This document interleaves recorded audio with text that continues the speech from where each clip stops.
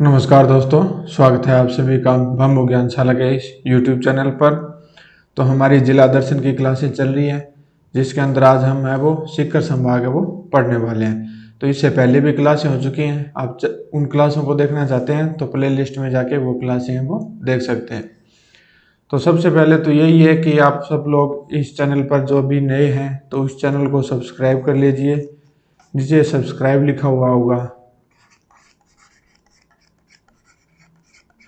उस पर क्लिक कर लीजिए और चैनल को सब्सक्राइब कर लीजिए। आप इस चैनल पर नए हैं, वीडियो अच्छी लगे तो वीडियो को लाइक भी कर देना।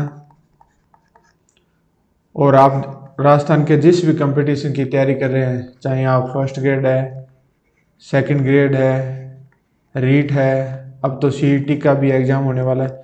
तो सबसे पहले वो सीईटी जो 2024 है उसका एग्ज़ाम होगा। उसके बाद में ही जो भर्तियां होंगी वो सीईटी के थ्रू ही होगी। और रीट है, रीट देखो आ तो सकती है कि 2024 में रीट की जो पात्रता परीक्षा है वो आ जाए, लेकिन होगी वो 2025 में। और सेकंड ग्रेड और फर्स्ट ग्रेड ये दोनों भी 2025 में ही होगी। तो आप लोग हैं वो चैनल से जुड़ जाइए। और आप राजस्थान के जिस भी कंपटीशन एग्जाम की तैयारी कर रहे हो तो आपको क्लासें हैं वो मिलेंगी, कंप्लीट सिलेबस मिलेगा। अभी हमारा राजस्थान जीके चल रहा है, तो आप है वो चैनल को सब्सक्राइब कर लीजिए। तो चलिए आज की क्लास है वो हम स्टार्ट करते हैं।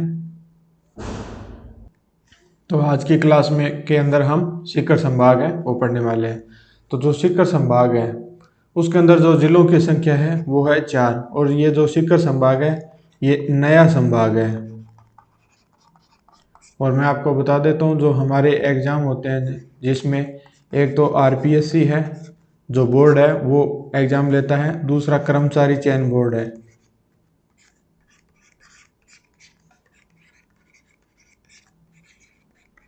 तो कर्मचारी चयन बोर्ड के जो अध्यक्ष हैं उन्होंने कह दिया है कि अब जो भी जो भी एग्ज़ाम होंगे उनमें 50 जिलों के अनुसार ही टेस्ट वो एग्ज़ाम है वो लिए जाएंगे। तो कंप्लीट जी के है वो 50 जिलों के अनुसार ही आएगा।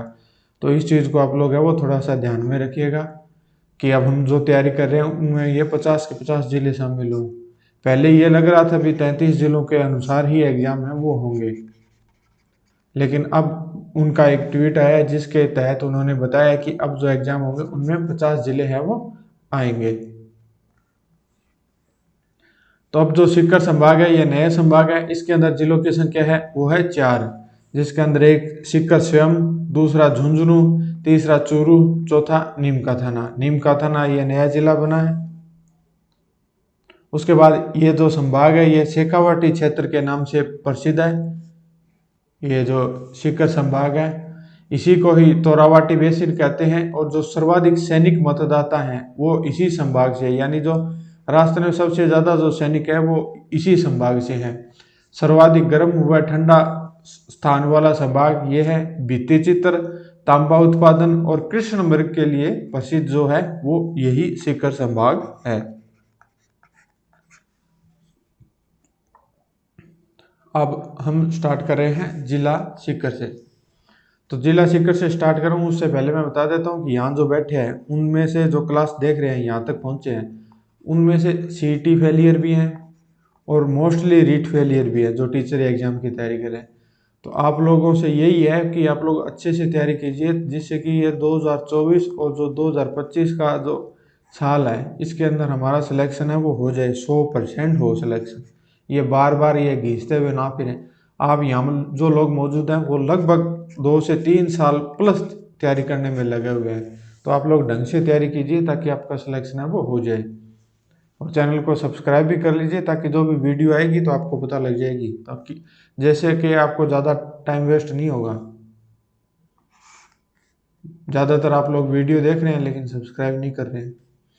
तो जो जिला सीकर है उसके अंदर ये स्थान पड़ते हैं फतेहपुर, धौद, रामगढ़ शेखावाटी, दातारामगढ़, लक्ष्मणगढ़, सीकर, नेछवा, खंडेला, ये दातारामगढ़ नाम दोबारा गया है, और सीकर और रिंगस ये स्थान है वो सीकर के अंदर पड़ते हैं। अब हम सीकर जिला पढ़ रहे हैं। तो अब सीकर जिले के उपनाम की बात करें तो शेखावाटी का हृदय स्थल, हाईटेक सिटी, प्राचीन नाम है वो वीर भानबास, श्रीकर, शिखर आदि। 1687 में राव दौलत सिंह ने सीकर को बसाया था। और जो प्राचीन नाम है वो है नेहरावती। जो सीकर का नाम प्राचीन नाम है वो है नेहरावती। प्राचीन समय में यह जयपुर, पहले जो जयपुर संभाग था सीकर भी उसी के अंदर आता था। अब सीकर को अलग करके नया संभाग भी बना दिया गया है। तो ये अब जो पहले जयपुर रियासत थी उसका सबसे बड़ा ठिकाना था। उसके बाद में सीकर के अंदर रघुनाथगढ़ 1055 मीटर ऊंचा शिखर है, जिसके ऊपर रघुनाथगढ़ किले का निर्माण भी हुआ है। इस किले का निर्माण 1791 ईस्वी में राव देवी सिंह ने करवाया था। इसके बाद में हम जो सीकर से रिलेटेड अन्य जो महत्वपूर्ण तथ्य हैं उनकी बात कर लेते हैं। सीकर के अंदर खंडेला नामक स्थान है, जो प्राचीन नाम है वो खंडेल या खंडेलपुर है। यहीं से कांतली जो नदी है इसका उद्गम स्थल यहीं से है। और जो गोटा नगरी के नाम से जो जानते हैं वो खंडेला को ही जानते हैं। उसके बाद में आता है खाटू श्याम जी का मंदिर। तो जो खाटू श्याम जी है वो शीश के दानी, 3 बाणधारी आदि के नाम से इनको जाना जाता है। इनका जो मंदिर है खाटू श्याम जी का मंदिर, इसका निर्माण रूप सिंह चौहान व उनकी पत्नी नर्मदा कंवर ने 1027 ईस्वी में करवाया था। और ये जो खाटू श्याम जी का मंदिर है, इसके मंदिर का पुनर्निर्माण है वो दीवान अभय सिंह के द्वारा 1720 ईस्वी में करवाया गया था। उसके बाद में जीण माता आती है। जीण माता है ये जो हर्ष है उनकी बहन है, ये मैं आपको बता ही चुका हूँ। इसका जो निर्माण है जीण माता के मंदिर का निर्माण ये पृथ्वीराज चौहान प्रथम के समय जो हट्टड़ थे उनके द्वारा करवाया गया है। उसके बाद में जीण माता है वो मधुमक्खियों की देवी के रूप में भी मानी जाती है। जीण माता के जो गीत हैं वो सबसे लंबे गीत हैं। ये वो लोक देवी हैं जिसके गीत है वो सबसे लंबे हैं। इसके बाद में सीकर के जो अन्य मंदिर है उसमें हर्ष का मंदिर व रेवासा धाम, जोजोबा होबा जो कृषि फार्म है वो फतेहपुर सीकर के अंदर है। हजरत शाह वली महमूद चिश्ती की जो दरगाह है वो भी सीकर के अंदर है। रेवासा जो झील है इसके बारे में कर्नल जेम्स टोड थे, उन्होंने अपने जो लेखन कार्य किया था उसके अंदर इसका उल्लेख है वो किया है। जो रेवासा झील है ये सीकर के अंदर है। उसके बाद में रसिक संप्रदाय की जो पीठ है रेवासा सीकर के अंदर है। ये राम भक्ति की माधुर्य भाव से जो संबंध रखने वाली पीठ है। उसके बाद में सप्त गौ माता का जो मंदिर है वो भी सीकर के अंदर है। उसके बाद में आप लोग जो भी ये वीडियो देख रहे हैं तो ये बैकग्राउंड आपको अच्छा लगे तो बता देना। पहले ये बैकग्राउंड है ये वाइट था, अब मैंने इसको थोड़ा लाइट ग्रीन किया है। और भी आपको अगर चेंज करवाना हो तो नीचे कमेंट कर देना, जिससे कि आपको जो क्लास लेने में जो आसानी होगी वही बैकग्राउंड है वो मैं कर दूंगा। उसके बाद में बाठोट पाटौदा आता है जो डूंगजी ज्वारजी से संबंधित है। सीकर के अंदर सरस्वती पुस्तकालय है जो फतेहपुर के अंदर है। उसके बाद में खाचरियावास जो दाता रामगढ़ गांव है वहाँ स्थित है। ये पूर्व जो मुख्यमंत्री है भैरव सिंह शेखावत उनकी जन्मस्थली है।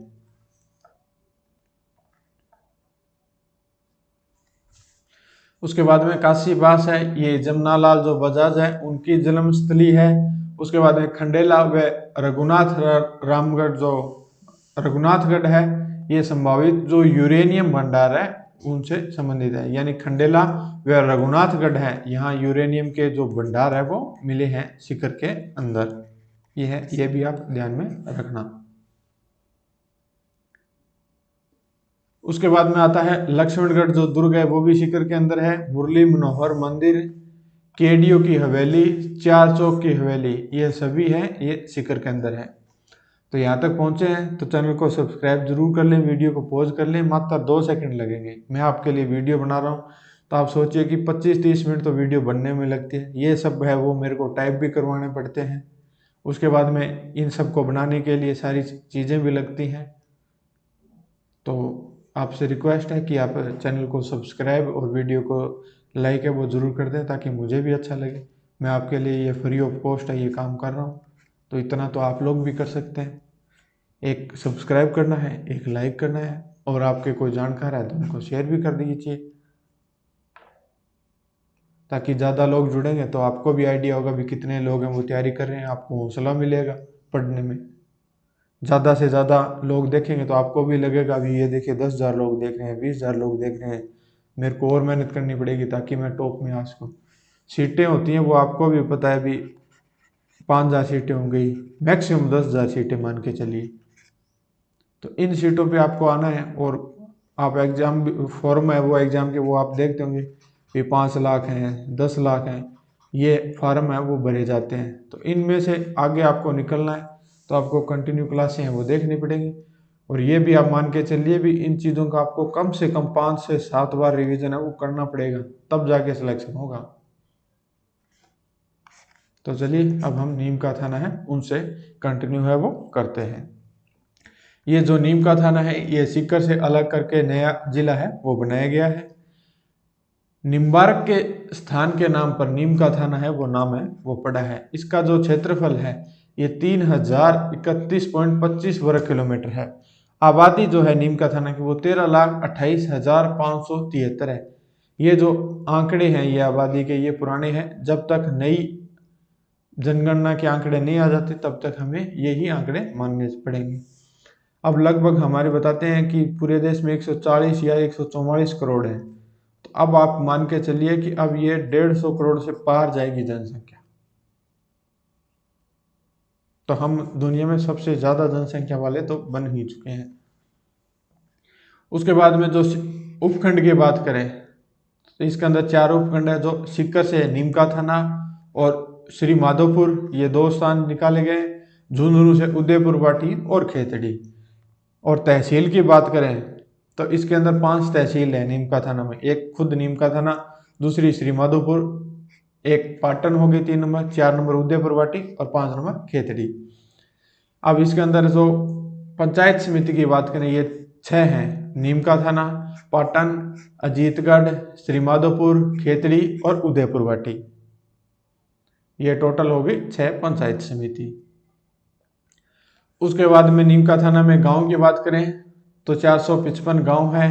खेतड़ी है वो तांबर नगरी के नाम से प्रसिद्ध है। हिंदुस्तान कॉपर लिमिटेड है, इसकी स्थापना 1967 के अंदर यूएसए की वेस्टर्न नेप इंजीनियरिंग कंपनी की सहायता से की गई थी। खेतड़ी है ये महाराजा अजीत सिंह ने खेतड़ी के अंदर स्वामी जो विवेकानंद है उनको जो विवेकानंद नाम है ये इनके द्वारा दिया गया था। उसके बाद में बंसियाल रिजर्व एरिया है। रामेश्वर दास महाराज मंदिर है।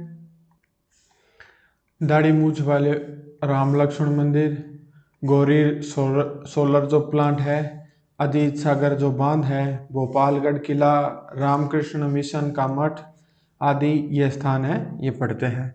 उसके बाद में पत्रकारिता के भीष्म के नाम से जो प्रसिद्ध है झमरमल शर्मा, उनका जो जन्म स्थल है वो खेतड़ी के जरासरपुरा में हुआ था।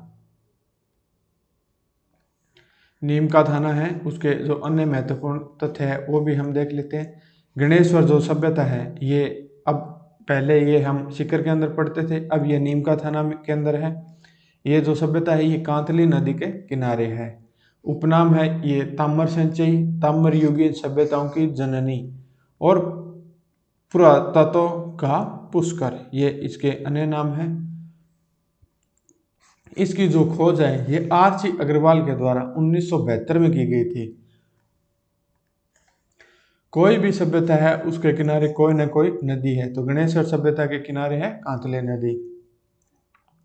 उम्मीद करता हूँ कि आप यहाँ तक पहुँचे हैं तो इससे पहले की क्लासें देखी होंगी, सभ्यता स्थल है वो भी देखे होंगे, अगर नहीं देखे हैं तो देख लेना।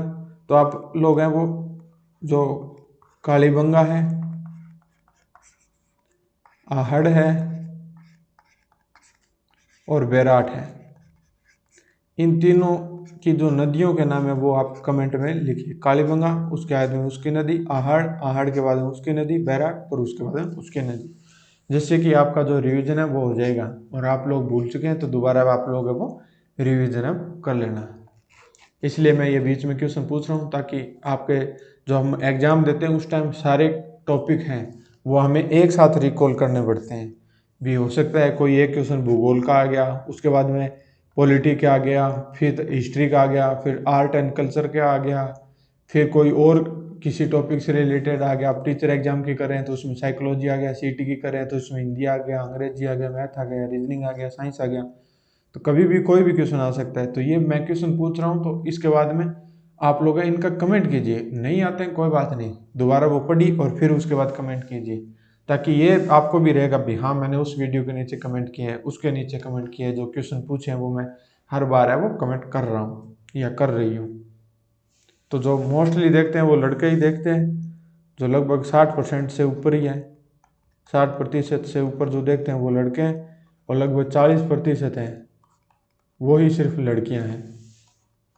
तो आप लोग देख लीजिए भी कौन कितना ज़्यादा देख रहे हैं। उसके बाद है जो पत्थर के बांध, ताम्र आयुध, वाणागर, मछली पकड़ने के कांटे आदि हैं, ये जो सभ्यता है गणेश्वर इससे मिले हैं। गणेश्वर के अलावा बालेश्वर, टपकेश्वर, बागेश्वर आदि मंदिर भी है वो इसी जिले में है। और दाऊ धाम टोडा, यहाँ शरद पूर्णिमा को मेला है वो भरता है। सुनारी जो सभ्यता है ये लोह युगीन सभ्यता है वो भी यहाँ है। उसके बाद में पाटन का जो युद्ध है ये 20 जून 1790 का हुआ था। महादजी छिंदिया व प्रताप के मध्य है ये युद्ध हुआ था। उसके बाद में कोटबांध, पापड़ा तालाब, कायम कुंड, बुरारा सभ्यता और प्रीतमपुरी झील भी यहाँ पड़ती है। उसके बाद में ये आता है दिवराला सती जो कांड है ये 1987 में हुआ था, जो राजस्थान की अंतिम जो सती है वो मानी जाती है। रूप कंवर, वेड्स ऑफ मोहन सिंह। उसके बाद में ये जो श्री माधोपुर है इसकी जो स्थापना ये 18 अप्रैल 1790 ईस्वी को स्वाई माधो सिंह के नाम पर की गई थी। इसके बाद में श्री गोपालनाथ मंदिर भी है, पोलादास हनुमान मंदिर भी है। उसके बाद में जो मंडरू श्याम मंदिर है ये कछुए जैसी आकृति का है। सुरानी धाम बाबा फकड़नाथ जी का ये आश्रम है, और पंसारी की हवेली भी यहाँ है। उदयपुर वाटी जो स्थान है यहाँ मनसा माता का मंदिर है, जोगीदास की छतरी है। मनसा माता कंजर्वेशन रिजर्व लेपर्ड जो सफारी है उसके लिए ये प्रसिद्ध है, ये भी नीमका थाना के अंदर पड़ती है। और जो 45 गांव का संबंध है ये उदयपुर वाटी से है। सुंदरदास महाराज का जो मेला है ये बबाई के अंदर लगता है। कप्तान दुर्गादास प्रसाद चौधरी का जन्म स्थान है वो नीमका थाना है। उसके बाद में हमारा नेक्स्ट जो जिला है वो है झुंझुनू, ये हमारा सीकर संभाग का तीसरा है। उसके बाद में चौथा है वो लास्ट है वो चूरू हो गया।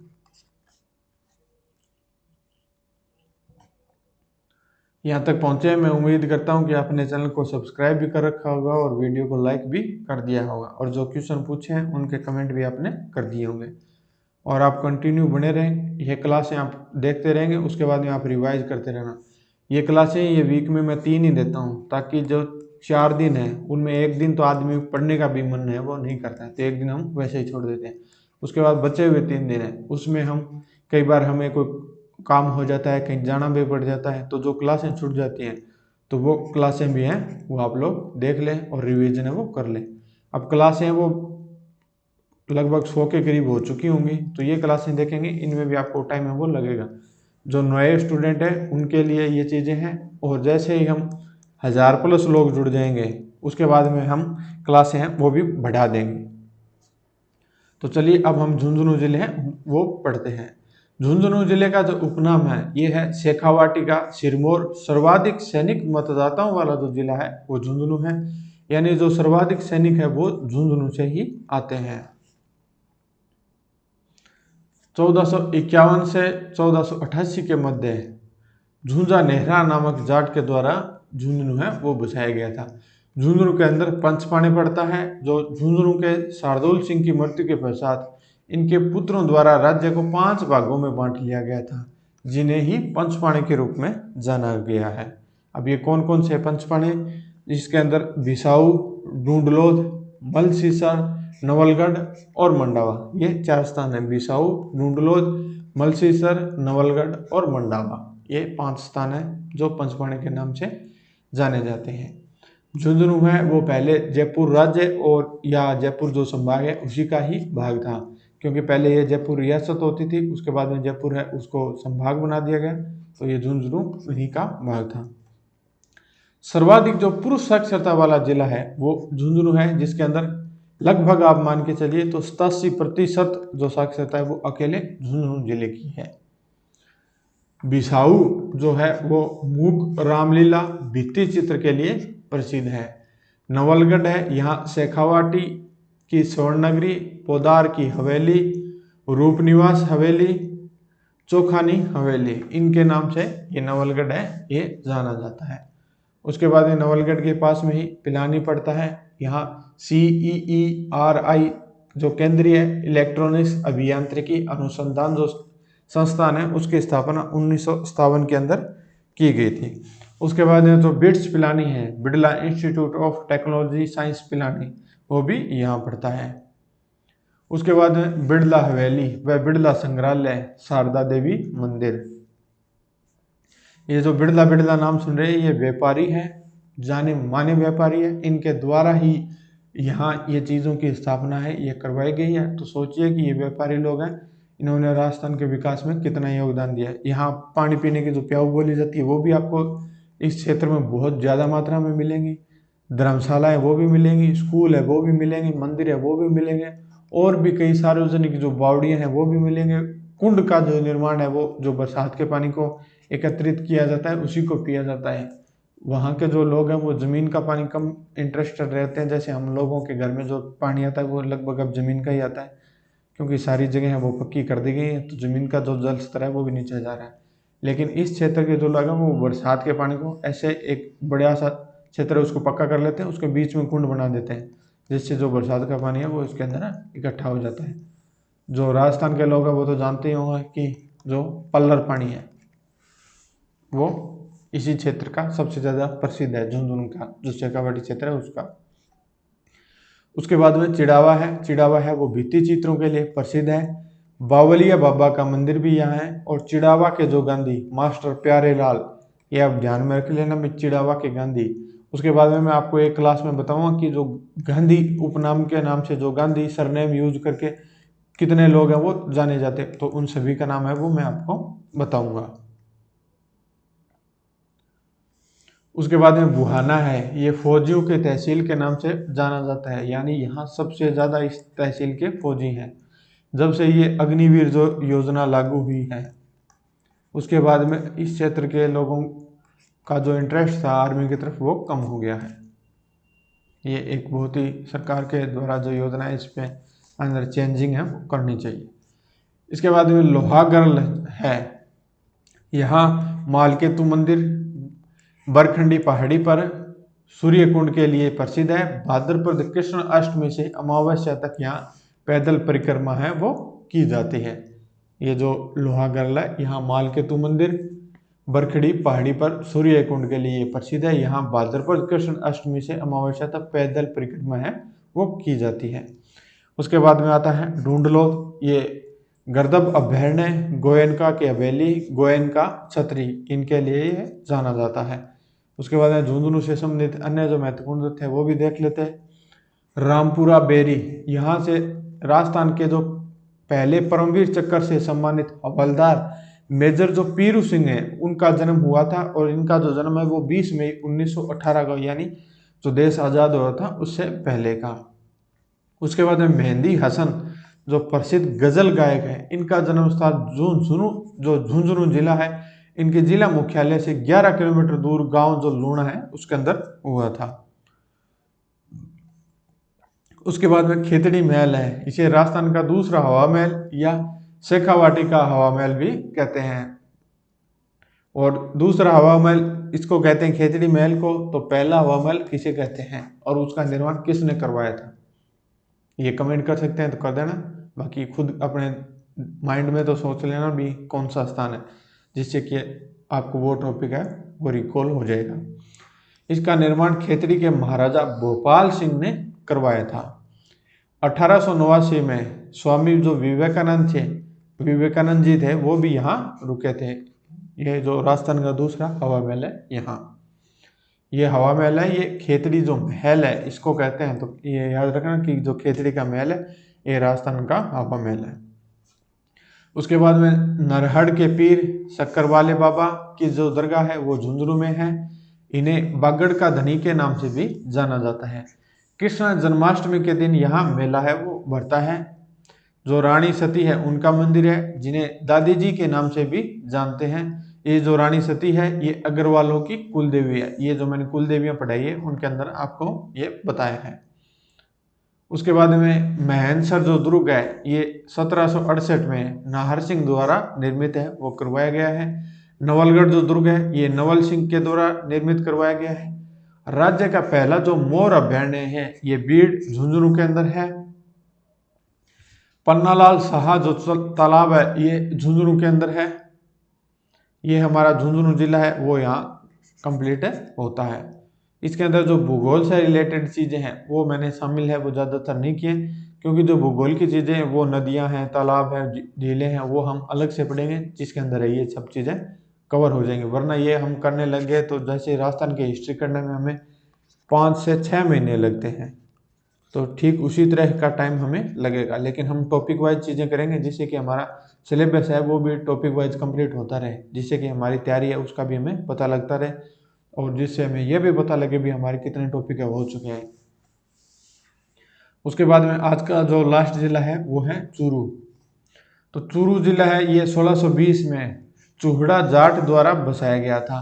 प्राचीन जो नाम है चूरू का वो है गोपालपुरा।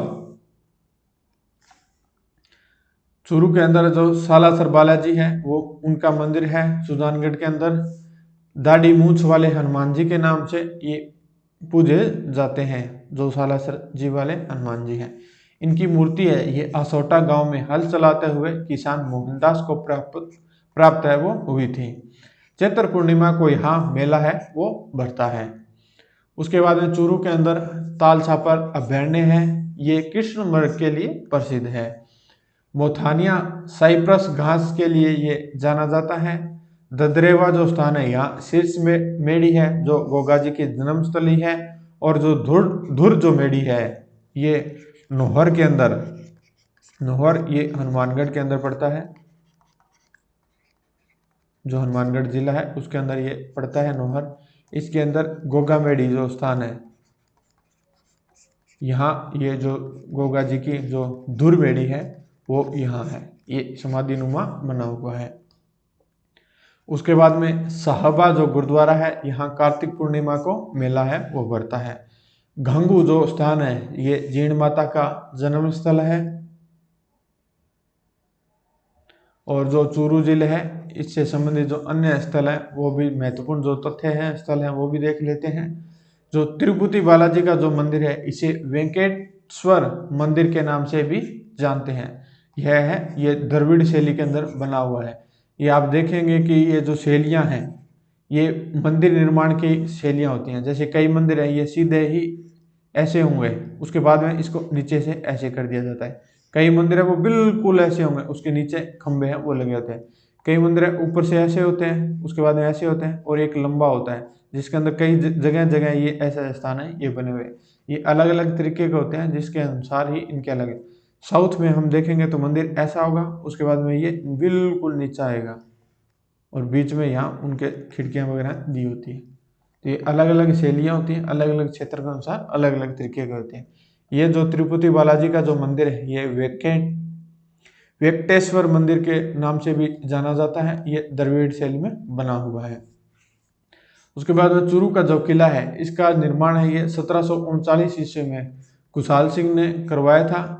यहाँ से ठाकुर शिव सिंह के समय चांदी के जो गोले हैं वो दागे गए थे, और उस समय यहाँ आक्रमण है वो बीकानेर रियासत के द्वारा किया गया था।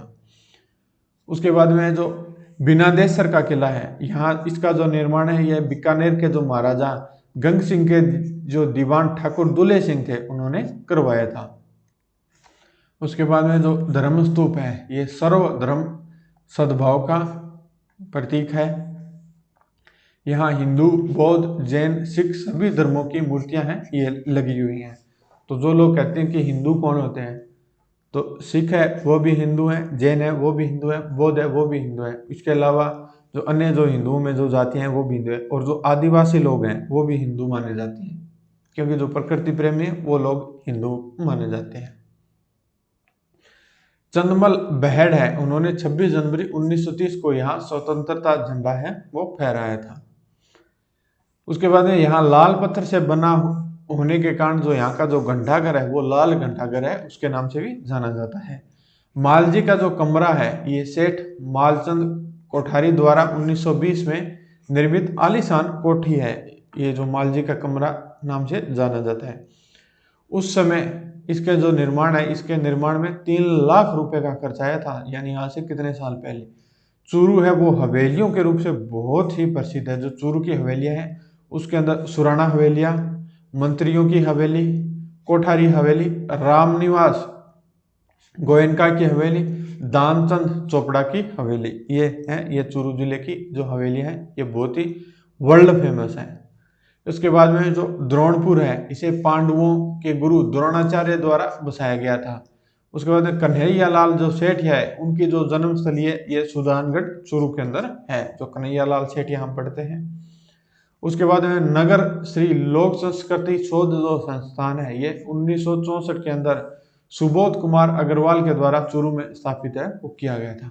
विश्व प्रसिद्ध खिलाड़ी कृष्णा पूनिया व देवेंद्र झाझड़िया का जो संबंध है ये भी चूरू जिले से है। दूध व खारा जो किसान आंदोलन है इसका संबंध भी चूरू से रहा है। राजगढ़ है ये प्रसिद्ध उद्योगपति लक्ष्मी निवास मित्तल का संबंध है, ये राजगढ़ से है।